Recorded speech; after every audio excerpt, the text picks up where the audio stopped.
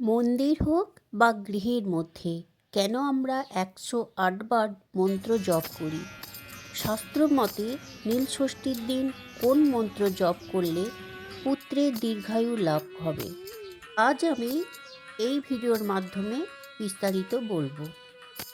আমরা অনেকেই কাউন্টারে 108 বার মন্ত্র জপ করি, আবার কখনো হাতের কর গুণে 108 বার মন্ত্র জপ করি, আবার কখনো জপের মালা দিয়ে 108 বার মন্ত্র জপ করি। কেনই বা আমরা 108 বার মন্ত্র জপ করি?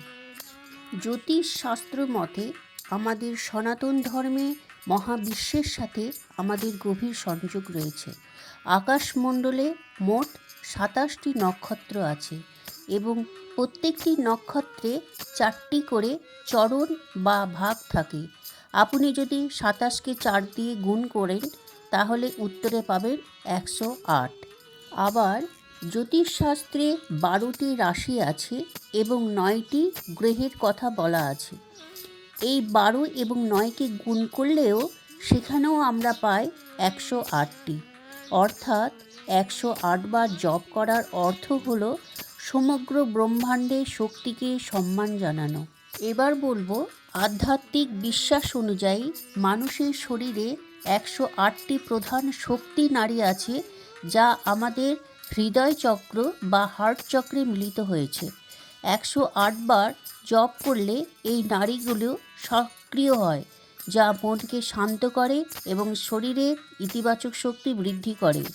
জপমালার 108টি দানা আসলে আমাদের একাগ্রতার প্রতীক। এবার আসি নীলষষ্ঠীর দিন বাতি দেবার সময় আমরা শিবের কোন মন্ত্র 108 বার জপ করলে পুত্রের দীর্ঘায়ু বৃদ্ধি হবে?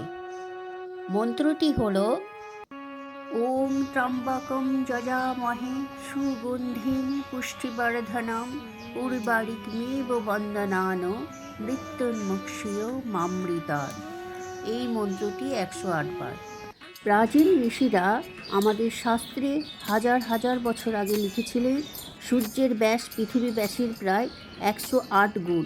আবার সূর্য থেকে পৃথিবীর দূরত্ব সূর্যের নিজস্ব ব্যাসের 108 গুণ। এমনকি পৃথিবী থেকে চাঁদের দূরত্বও চাঁদের ব্যাসের 108 গুণ।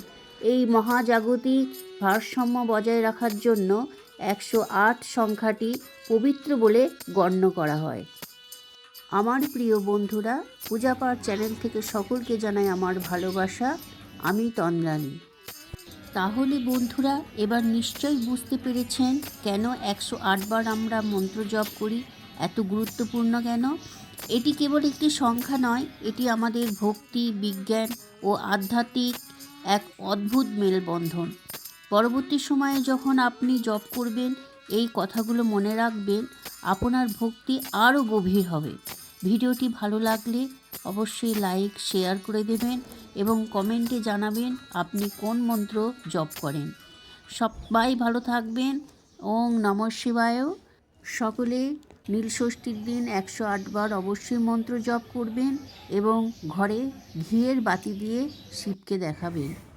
ওম নমঃ শিবায়, ওম নমঃ শিবায়, ওম নমঃ শিবায় বলে আমার এই ছোট্ট ভিডিওর সাথে বা ছোট্ট চ্যানেলের সাথে আপনারা থাকবেন।